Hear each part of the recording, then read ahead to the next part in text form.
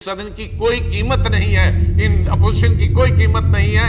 उनका chief minister कहेगा तो तब वो बोलेंगे। और दूसरी बात, उसका मतलब है कि अगर चीफ मिनिस्टर नहीं कहते तो आज भी नहीं बोलते। ये दो मतलब है एक ही चीज के। इतनी नाराजगी भी क्या है?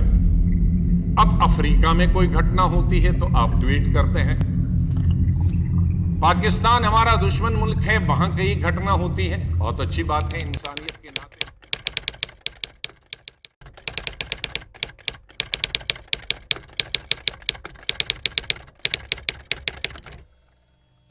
सर, इससे पहले कि कश्मीर के हालात पे मैं चर्चा करूं, That is the subject for discussion. मैं अपने आपको हमारे सहयोगियों ने जो दलितों पर अत्याचार हो रहा है, देखिए, डिविएट मत होइए। उस पर भी अपना पूरा समर्थन देता हूं। माननीय चेयरमैन साहब, मैं आपका बहुत बहुत शुक्रिया अदा करता हूं कि आपने रिवायत से हटकर इस हाउस में जो आपने रिवायत कायम की है कि क्वेश्चन आवर हमेशा चलेगा और कभी क्वेश्चन आवर कैंसल करके कोई दूसरी कार्रवाई नहीं करनी चाहिए। लेकिन आपने भी पूरी अपोजिशन की मांग, मैं खाली अपनी पार्टी नहीं बल्कि पूरी अपोजिशन की जो मांग थी कि क्वेश्चन आवर को आज के दिन छोड़कर कश्मीर के मुद्दे पर बहस होनी चाहिए, कश्मीर में जो हालात हैं उन पर बहस होनी चाहिए, उसके लिए मैं पूरे सदन की तरफ से, विपक्ष की तरफ से आपका शुक्रिया अदा करता हूं। मैं गृह मंत्री जी का बहुत बहुत शुक्रिया अदा करता हूं। हमारे पार्लियामेंट्री अफेयर्स मिनिस्टर तो टाल मटोल कर रहे थे, इस बहस को आगे ले जाने के लिए, और शायद इंतजार कर रहे थे कि 2-3 दिन में हाउस खत्म हो जाएगा तो उसके साथ ये मसला भी दबेगा। लेकिन आपको मैं अपनी तरफ से और अपने विपक्ष के साथियों की तरफ से आपको भी बहुत बधाई देता हूं कि आप कल सदन में आए और आपने कहा कि बिल्कुल बहस होगी और आप तैयार हैं, उसके लिए मैं आपकी बधाई। सर, शायद ये, मुझे जहां तक याद है, कभी ऐसा नहीं हुआ कि एक महीने के सेशन में चौथी दफा ये आज चर्चा इस पे हो रही। एक तो 18 जुलाई 2016 को शॉर्ट ड्यूरेशन मैंने नोटिस दिया था और हमारे सभी साथियों ने उस पे बात की और इजहार अफसोस किया। उसके बाद 8 अगस्त 9 अगस्त को भी 0 आवर में कल पूरा घंटा इस पे चर्चा हुई और सभी विपक्ष के साथियों ने, जितने लीडर्स हैं, उन्होंने इस पे चर्चा की। और आज चौथी दफा हम आपका शुक्रिया अदा करते हैं कि आपने हमें फिर मौका दिया पूरा इस मुद्दे को दिन भर के लिए इस पे चर्चा करने के लिए। सर, इससे पहले इस हाउस में भी और उस दूसरे हाउस में भी कश्मीर के हालात को लेकर चर्चा हुई और जो हमारे दलित भाइयों के साथ जो पिछले कुछ महीनों के से उनको वो कहर भुगतना पड़ रहा है, जो अकलियत के लोगों को भुगतना पड़ रहा है पिछले 2 साल से, उस पे भी दोनों सदनों में चर्चा हुई।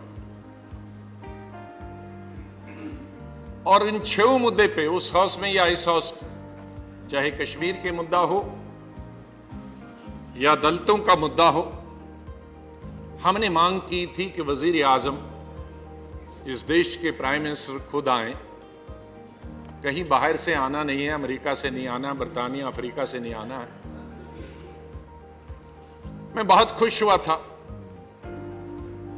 जब वजीर आजम पहली दफा इस पार्लियामेंट हाउस में आए थे, शायद अपनी पार्टी की मीटिंग के लिए, तो उन्होंने सर नमन किया था इस सदन के कि ये दुनिया का सबसे बड़ा जमहूरियत का मंदिर है।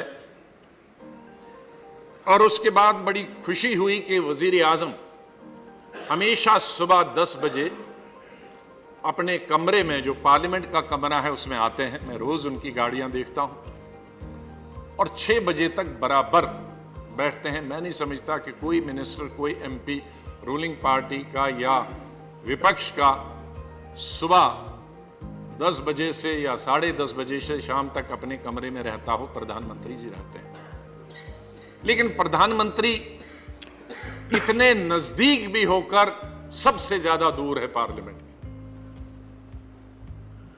उनके कमरे से लोकसभा में कुछ सेकंड्स लगते हैं और उनके कमरे में राज्यसभा के लिए पौना मिनट या 1.5 मिनट लगता है।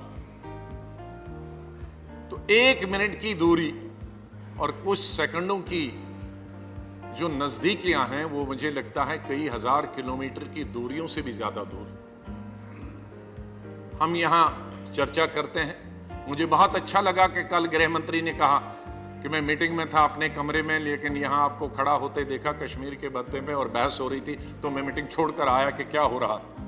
तो ये प्राइम मिनिस्टर का रिस्पांस होता था।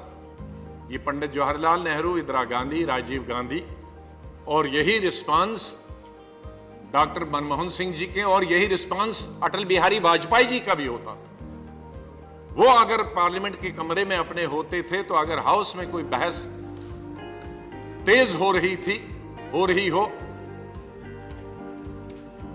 तो प्रधानमंत्री जल्दी फौरन आते थे। लेकिन हम दलितों के बारे में जब चर्चा हुई तो हमने इस हाउस में वजीर आजम को नहीं देखा, उस दूसरे हाउस में नहीं देखा, बल्कि तेलंगाना से उनकी तकरीर सुनी कि वो दलितों को क्या कहना चाहते हैं, या दलितों के बारे में जो लोग उनको तंग करते हैं उनके बारे। सर, इस हाउस में जैसे मैंने कहा कि ये 4थी दफा हम आज चर्चा कर रहे हैं। हमने बार बार कहा कि वजीर आजम को ही आना चाहिए, लेकिन हमारे हिंदुस्तान के वजीर आजम ने मध्य प्रदेश से कश्मीर को एड्रेस किया, लोकसभा से एड्रेस नहीं किया, राज्यसभा से एड्रेस नहीं किया। मुझे नहीं मालूम कि मध्य प्रदेश हिंदुस्तान की राजनीति, ये राजधानी कब तब्दील हो गई, कैपिटल मध्य प्रदेश का कब बन गया हिंदुस्तान का, और पार्लियामेंट वहां कब से खुला है, लोकसभा और राज्यसभा, जहां से वजीर आजम इस देश के कश्मीर को एड्रेस करते हैं। प्लीज, मैं कोई गाली नहीं दे रहा। प्लीज प्लीज कोई प्लीज प्लीज कोई ऑर्डर शब्द- प्लीज। बैठ जाइए। नो नो प्लीज डोंट, मैं प्लीज सुनिए, no don't take up pressure time. मैं Continue, मर्यादा please. भी समझता हूं, मैं मर्यादा भाई भी बैठ जाइए समझता आप, हूं, बैठ जाइए। और प्राइम मिनिस्टर, प्लीज कोई मध्य प्रदेश डेरोगेटरी वर्ड नहीं है, और पार्लियामेंट और राजधानी वहां खुलना कोई डेरोगेटरी वर्ड नहीं। मैं प्राइम मिनिस्टर की इज्जत भी करता हूं और उनके बड़े इज्जत से हमेशा नाम लेता हूं, लेकिन अगर शब्द भी आप नहीं सुनेंगे तो फिर ये पार्लियामेंट तो बंद करना पड़ेगा। प्लीज मैंने कोई ऐसा शब्द नहीं कहा है कि आपको उस पर आपत्ति हो। प्राइम मिनिस्टर, आप फिक्र मत करिए, वो अपने कमरे में पूरी कार्रवाई दोनों सदनों की सुनते हैं, आपको कोई फिक्र नहीं। इतना वो जरूर करते हैं, वो उनको सब मालूम है क्या हो रहा है। तो ये अफसोस होता है, और उस पे जख्मों पे निमक छिड़कने की बात कल हुई, जब हम 4थी दफा इस हाउस में मांग कर रहे हैं कि वजीर आजम को, प्रधानमंत्री को यहां आना चाहिए। कल वो कहते हैं कि हमारे चीफ मिनिस्टर ने बताया कि कुछ बोलना चाहिए, तो उसका मतलब है कि चीफ, पेपरों में तो यही आया है कि चीफ मिनिस्टर ने बताया, तो उसका मतलब हुआ कि हम जो ये सब अपोजिशन के लोग सदन में बोल रहे थे, इस सदन की कोई कीमत नहीं है, इन अपोजिशन की कोई कीमत नहीं है, उनका चीफ मिनिस्टर कहेगा तो तब वो बोलेंगे। और दूसरी बात, उसका मतलब है कि अगर चीफ मिनिस्टर नहीं कहते तो आज भी नहीं बोलते। ये दो मतलब है एक ही चीज के। भाई, इतनी नाराजगी भी क्या है? अब अफ्रीका में कोई घटना होती है तो आप ट्वीट करते हैं, पाकिस्तान हमारा दुश्मन मुल्क है, वहां कई घटना होती है, बहुत अच्छी बात है। इंसानियत के नाते अगर वहां कहीं मैसेकर वहां के मिलिटेंट करते हैं तो अच्छी बात है। हाँ, एक स्टेटमेंट आना चाहिए प्राइम मिनिस्टर की तरफ से, क्यों नहीं, बल्कि सब लोगों की तरफ से आना चाहिए। इंसानियत का कहीं भी कत्ल होता है दुनिया में, हत्या होती है कहीं दुनिया में, तो उसमें अपनी सहानुभूति दिखानी चाहिए।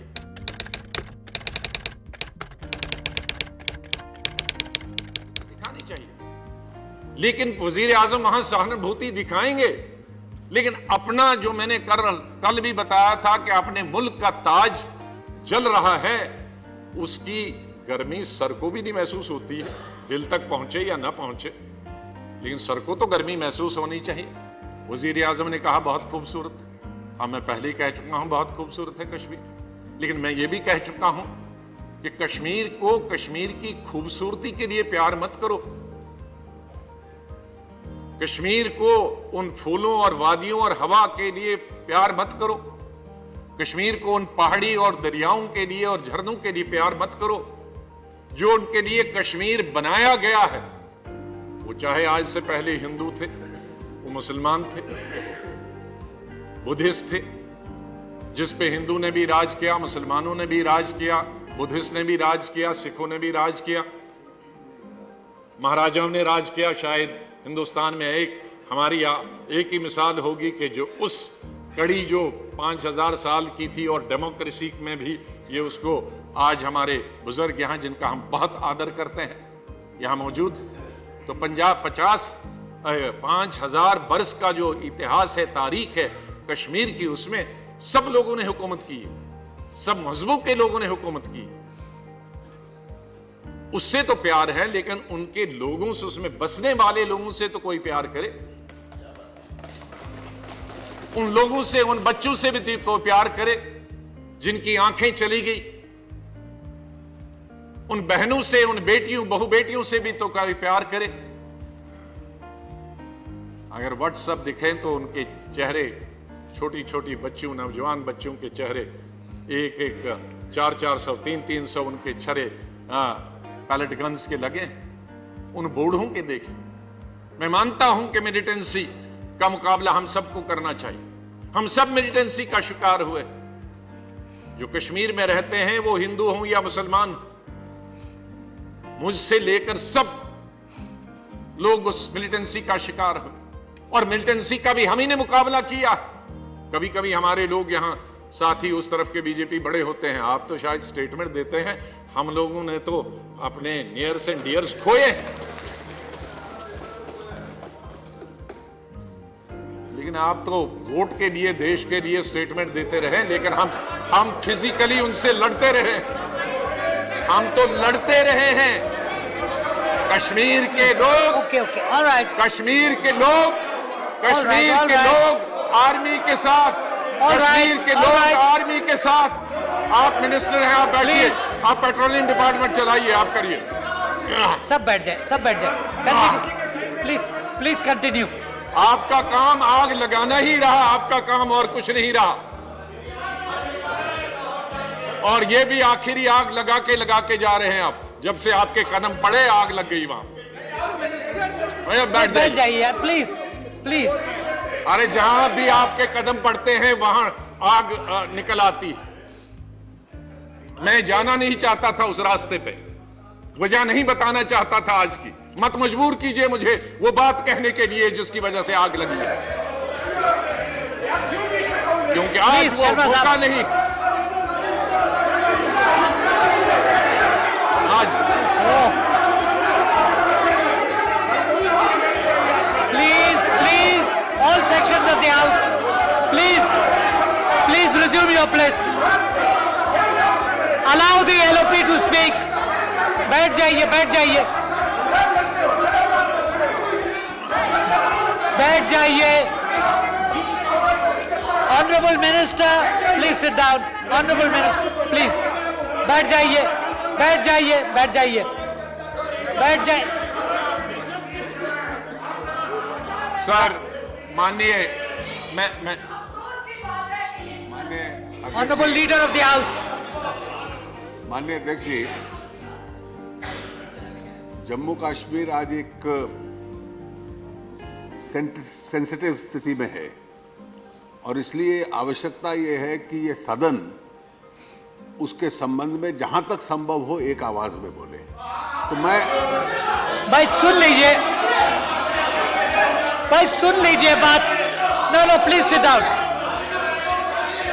Please allow the leader of the house to speak. इसलिए हाँ जी, कई ऐसे विषय ऐतिहासिक दृष्टि से हैं जहां हमारे मतभेद आपस में रहे हैं, लेकिन आज वो उपयुक्त समय नहीं है कि हम उन विषयों को लेकर इस बहस को किसी और दिशा में ले जाएं। तो मैं नेता प्रतिपक्ष से और बाकी सब सदस्यों से आग्रह करूंगा कि जहां तक संभव हो प्लीज बहस का एक राष्ट्रीय दृष्टिकोण हम मद्देनजर रखें। सर जी, आप क्या कह रहे, कुछ कहना चाहते हैं? जी, आपके माध्यम से जी एक विनती करना चाहता हूँ। जी, यहाँ जो लोग भी बोल रहे हैं और ट्रेजरी बेंचेस के मित्रों से मेरा कहना है, आपका वक्त आएगा, आप सारी बात अपनी तरफ से रख सकते हैं। नेता विपक्ष जो है वो रख रहे हैं, हम एक दूसरे की बात सुने। यस, हमारा कश्मीर के मामले में लोगों की दो राय नहीं है, एक राय है, लेकिन बीच में कोई बात कहता है उस पर रिएक्ट करने की जरूरत नहीं है। हम एक दूसरे को सुनने का काम करें। Thank you Sharad ji, thank you. Please resume, please please now let us proceed. मैं लीडर ऑफ हाउस और होम मिनिस्टर की कदर करता हूं। मैंने शुरू में ही कहा था कि मेरा कोई इंटेंशन नहीं है कि आज इसको उन पुरानी चीज़ों को, हम भी पुरानी चीज़ें उठाएंगे, 1947 में आपका क्या रोल रहा, हमारा क्या रोल रहा, फिर वो हम हट जाएंगे। मेरा निवेदन है कि जो अनपार्लियामेंट्री चीज़ें नहीं हैं उन पर आपको क्या तकलीफ होती है? बाहर हम अपोजिशन में हैं, आप चाहते हैं हम भी सरकार की ज़बान बोलें, तो फिर तो हमको घर बैठना चाहिए। हमको अपोजिशन की भाषा, जब आप थे यहाँ लीडर ऑफ हाउस थे, हम सुनते थे। तो रूलिंग पार्टी के मेंबर्स को, मिनिस्टर्स को तो उतनी सूझबूझ है, वो सुनते हैं, लेकिन एमपीज, लेकिन ना मिनिस्टर, वो नए मिनिस्टर हैं ना, पहली दफा मिनिस्टर हैं। जो पुराने मिनिस्टर हैं उनको पुराने मिनिस्टर इधर वाले उधर वाले उनको मालूम है किस सीमा में रहता, नए मिनिस्टरों को पता नहीं होता। Please proceed. नाम सिकंदर रखने से बख्त सिकंदर हो न सका। वो तो इसलिए जो वजीर आजम ने कहा कि इंसानियत, जमहूरियत और कश्मीरियत को हमने आगे चलाना। मैं अटल बिहारी वाजपेयी जी की हमेशा बहुत कदर करता रहा और बहुत अरसे तक मैं पार्लियामेंट्री अफेयर्स मिनिस्टर था और वो विपक्ष के नेता थे, तो बहुत एक काम करने का मौका मिला। कुछ चीजें थी जो अटल जी के ही मुंह से अच्छी लगती थी, वो सबके मुंह से अच्छी नहीं लगती। हमारे भूतपूर्व प्रधानमंत्री जी यहां बैठे हैं, जो इनके मुंह से अच्छी लगेंगी, शायद वो मेरे मुंह से नहीं अच्छी लगेंगी, क्योंकि उसमें इंसान का कैरेक्टर भी उसी ढांचे का होना चाहिए। तो वो कश्मीरियत, इंसानियत और जमहूरियत वो उनसे मुंह से अच्छी लगती थी। मैं ये नहीं कहता कि उस कश्मीरियत, जमहूरियत और इंसानियत के नाते कश्मीर का कितना हल निकला वो उसमें नहीं जाता, लेकिन कई चीजों पे वो यकीनियत करते थे, इंसानियत पर भी, जमहूरियत पर, लोकतंत्र पर। लेकिन जब दूसरे लोग बोलते हैं जो इन चीजों पर विश्वास ही नहीं रखते हैं, तो बड़ा अटपटा लगता है।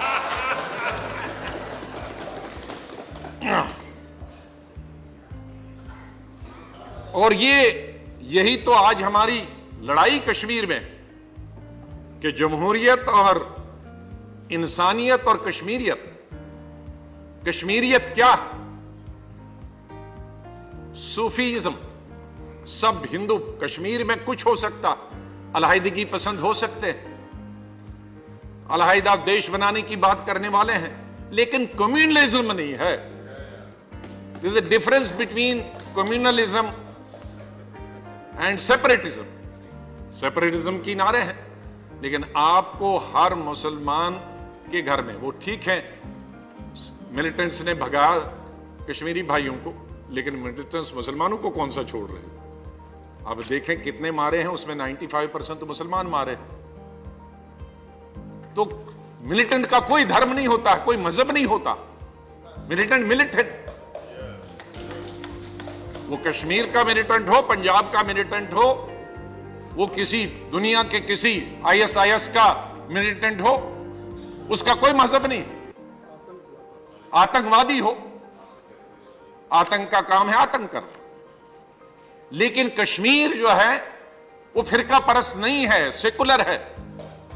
तो आज वही कश्मीरियत और इंसानियत का जो खात्मा किया है या जा रहा है, that is not flowing through democracy but through the barrel of the gun in the form of the pellet guns. तो आज जमहूरियत का, इंसानियत का और कश्मीरियत का कत्ल हो रहा है। यही तो हम कहते हैं कि इसका हल निकालें, सब मिलके निकालें। आप बैठे ने, हम बैठे, ये पहली दफा नहीं, मैं परसों भी कह चुका हूं। 1947 में जब मैं पैदा भी नहीं हुआ तब से ये चल रहा है, कई दफा हुआ, मेरे वक्त में भी हुआ। अगर मुझे अच्छी तरह याद हो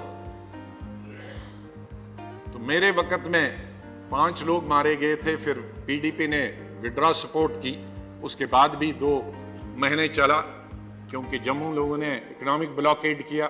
उस इकोनॉमिक ब्लॉकेड को के खिलाफ कश्मीरी वहां PO की तरफ चलने लगे, फिर फायरिंग हुई, फिर 55 लोग मरे। लेकिन तब तक मैं चीफ मिनिस्टर नहीं था, लेकिन मेरे अपने वक्त में भी मैंने इसको झेला। जब हमारी और फारूक साहब की गवर्नमेंट थी उस वक्त भी हुआ। तो आज हम कश्मीर पे किसी को इल्जाम नहीं लगा रहे। मैं बार बार कहता हूं कि कश्मीर की स्टेट गवर्नमेंट, चाहे वो मेरे वक्त की हो, फारूक साहब के वक्त की हो, उमर साहब के वक्त की हो, मुफ्ती साहब के वक्त की हो, महबूबा जी की वक्त की हो, ये नॉर्मल लॉ एंड ऑर्डर नहीं है। लॉ एंड ऑर्डर, और जम्मू कश्मीर में भी माफ कीजिए, law and order Jammu Kashmir में खाली कश्मीर पुलिस नहीं करती है, पैरामिलिट्री फोर्सेस और कश्मीर पुलिस करती, बाकी हिंदुस्तान के हिस्से में लोकल पुलिस करती। यहां जब से मिलिटेंसी शुरू हुई है पिछले 20-22 साल से, 25-26 साल से, 30 साल से, वहां दोनों मिलके करते हैं। तो वहां का law and order Madhya Pradesh और राजस्थान का लॉ एंड ऑर्डर नहीं।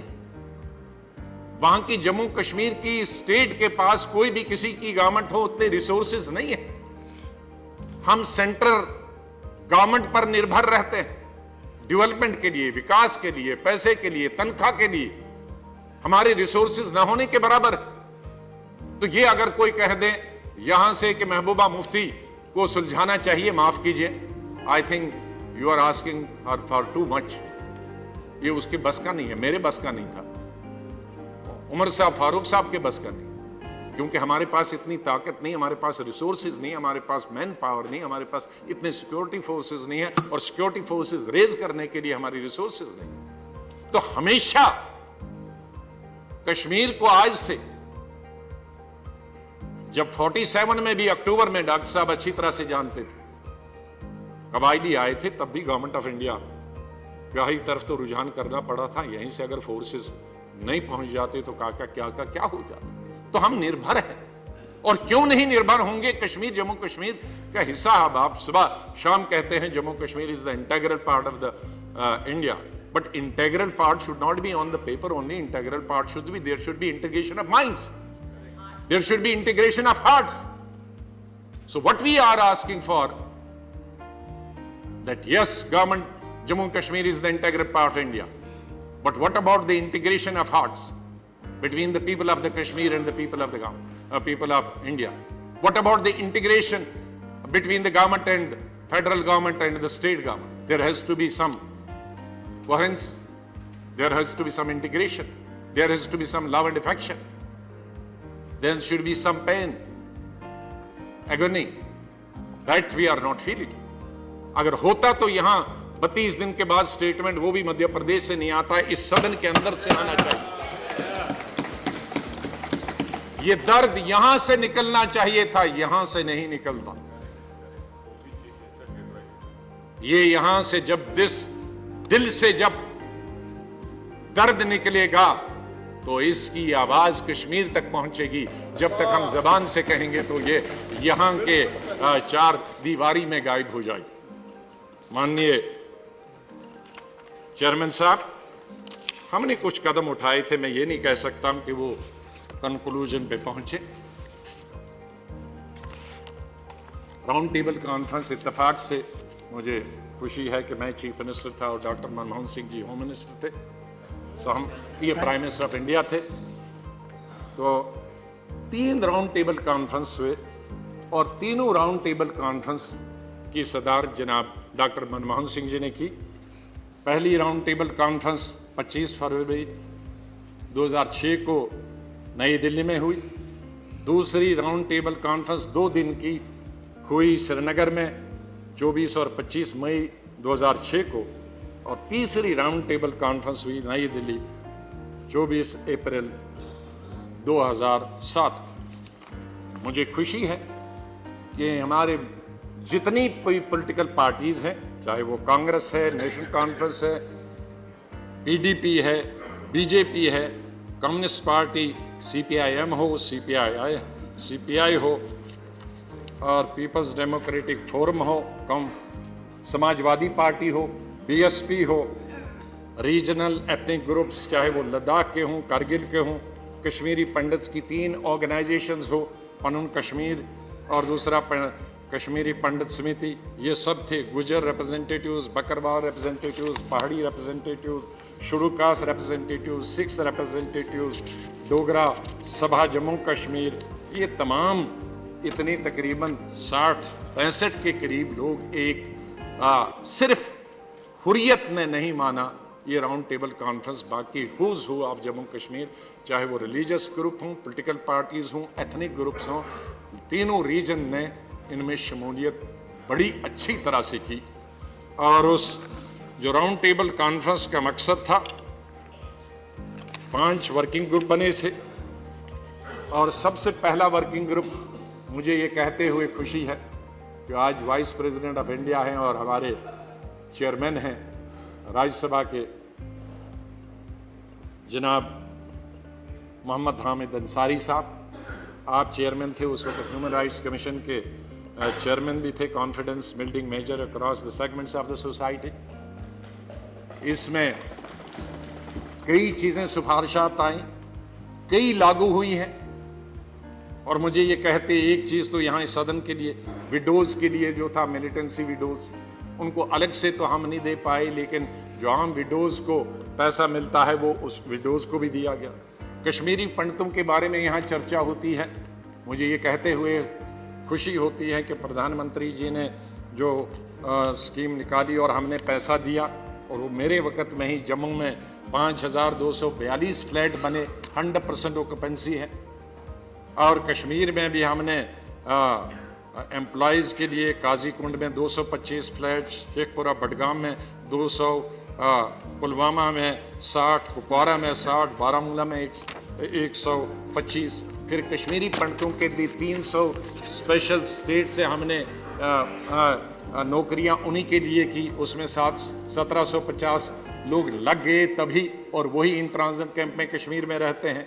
900 और बाद में निकाला गया था उनके लिए एडवर्टीजमेंट, लेकिन वो कोर्ट में चले गए आपस में कश्मीरी पंडित भाई।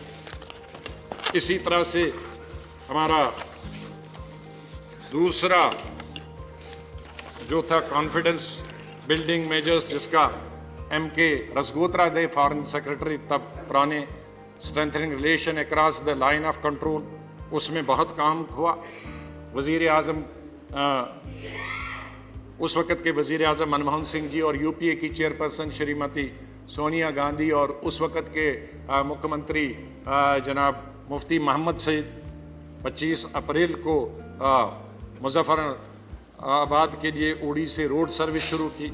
सब्सिक्वेंटली मेरे वक़्त में पुंछ और चिकंदाबाग से सर्विस शुरू की, और इन दोनों जगहों से ट्रेड शुरू हो गया, इसको भी इम्प्लीमेंट हमने किया।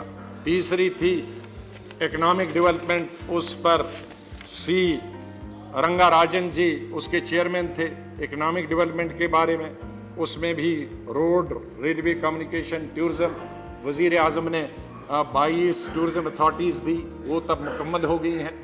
वैली के अंदर तमाम वैली के अंदर तमाम रेलवे लाइन बिछाई गई। मुझे याद है कि 3 या 4 दफ़ा डॉक्टर मनमोहन सिंह जी के साथ और यूपीए की चेयरपर्सन सोनिया गांधी के साथ जाने का मुझे मौका मिला। बल्कि जम्मू प्रोविंस का भी एक हिस्सा बानहाल तक, बारामूला से बानहाल तक पूरी वादी और जम्मू का कुछ हिस्सा तक वहाँ तक रेल सर्विस शुरू की। इसी तरह से इंश्योरिंग गुड गवर्नेंस के बारे में तो बहुत सारे कदम अगर मैं कहूँगा तो शायद यहाँ आधा घंटा लगेगा और मेरे पास उतना समय नहीं है। लेकिन एक रिपोर्ट जो बहुत सेंसिटिव है और जिस पे सब पूरे सदन को, सब पार्टीज को काम करना होगा, वो किसी एक पार्टी के बस का नहीं है। That is strengthening relation between the state and the centre. उसमें बहुत सारी चीज़ें हैं, democracy, secularism, devolution of power, ये तमाम चीज़ें। ये इसकी रिपोर्ट, इसके जो चेयरमैन थे वो लेट जस्टिस सगीर अहमद थे, retired chief justice of state and retired supreme court जज। उन्होंने, क्योंकि जितना कम्प्लेक्स था ये सब्जेक्ट उतना ही इसमें समय लगा। वो जाके 2009-10 में रिपोर्ट आई, तब तक तो यूपीए 2 भी बनी थी, मैं भी वहाँ से आया। उसमें अभी कुछ नहीं हो पाया है।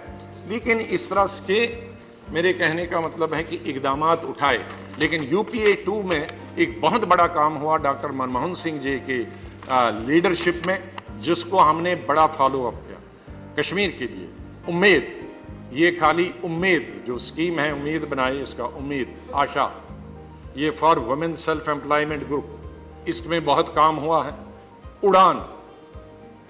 उड़ान में जॉब्स फॉर एजुकेटेड एम्प्लॉयमेंट, इसमें बहुत काम हुआ है। जयराम रमेश जी इसको मॉनिटर करते थे as rural development minister.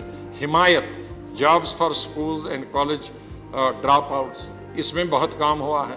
JKED, then entrepreneurship development, इसके लिए बहुत काम हुआ है। तो ये बहुत सारी चीज़ें, कॉन्फिडेंस बिल्डिंग मेजर्स हमारे यूपीए 1 और यूपीए 2 में हुए हैं, जिनको कईयों को लागू किया है। मैंने शुरू में ही कहा था कि मैं ये नहीं कह सकता कि सब दूध का दूध और पानी का पानी हो गया है। कश्मीर बड़ा कम्प्लेक्स है, मामला है। यहाँ पॉलिटिक्स पहले नंबर पे आती है, इकोनॉमिक्स दूसरे नंबर पे आती है, एम्प्लॉयमेंट और ये भी उसके दूसरे तीसरे नंबर पे आती है। जहाँ हम एम्प्लॉयमेंट प्रोवाइड करने की बात करेंगे, जहाँ हम सड़कों और रोड्स की बात करेंगे और बिजली और पानी की बात करेंगे, वहाँ तक अगर हम वहाँ की पॉलिटिकल बात नहीं करेंगे तो मेरे ख्याल में हम बिल्कुल गलत रास्ते से जाना। तो इसलिए आज का जो हमारी मांग की मंशा थी, मेरी पार्टी की हो या मेरे साथियों की हो, यही थी कि कश्मीर 32-33 दिन से आज कर्फ्यू है, हज़ारों लोग मारे गए हैं, हज़ारों लोग ज़ख्मी हैं, चाहे वो सिक्योरिटी फोर्सेस के हों, चाहे वो सिविलियंस हों। हमें जहां सिविलियंस के मरने का और सिविलियंस के ज़ख्मी होने का, चाहे वो बच्चे हों, वो बेटियां हों, औरतें हों, बूढ़े हों, नौजवान हों, उन पर बहुत दुख और अफसोस है।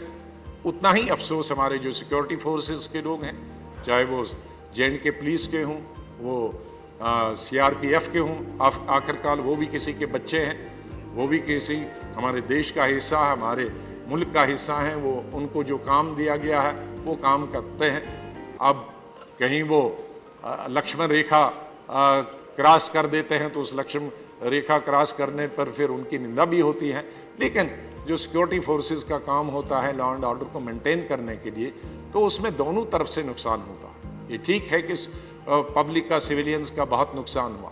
तो ऐसे में जब पार्लियामेंट चल रहा है तो ये अनिवार्य बनता है, ये ज़रूरी बनता है कि हम तमाम पॉलिटिकल पार्टीज़, चाहे वो विपक्ष की पॉलिटिकल पार्टीज़ हों या सत्ताधारी पॉलिटिकल पार्टी हो, रूलिंग पार्टी हो, हम सबको उनके दुख, उनके दर्द में शामिल होना चाहिए।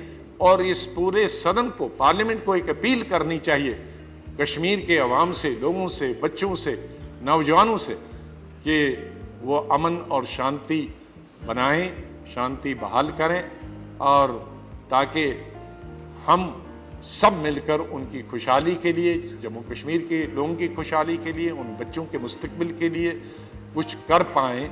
मेरे ख्याल में ये इस तरह की आवाज़ इस सदन से जानी चाहिए, इस तरह की आवाज़, इस अपील इस पार्लियामेंट से जानी चाहिए। यही हमारा मकसद था ये मांग करने का, और कितना ही और उसके साथ ऑल पार्टी डेलीगेशन होना चाहिए। माननीय गृह मंत्री जी गए तो ठीक है, आप एक दफ़ा हो आए, लेकिन मुझे लगता है कि आने वाले हफ्ते 10 दिन के अंदर उसका अनाउंसमेंट भी अगर आज अच्छा हो जाए, क्योंकि 2 दिन के बाद पार्लियामेंट ख़त्म हो जाएगा तो सब एमपीज़ अपना अपना प्रोग्राम बनाएंगे, फिर उनको ढूंढना मुश्किल होगा। आज और कल के अंदर अगर इसी सदन में ये अनाउंसमेंट हो जाए डेट की ऑल पार्टी की, ये ऑल पार्टी मीटिंग यहाँ भी हो जाए, कम से कम ऑल पार्टी मीटिंग वहाँ कश्मीर चली जाए, ये हमारी मांग है। बहुत बहुत शुक्रिया जनाब सदर। Thank you.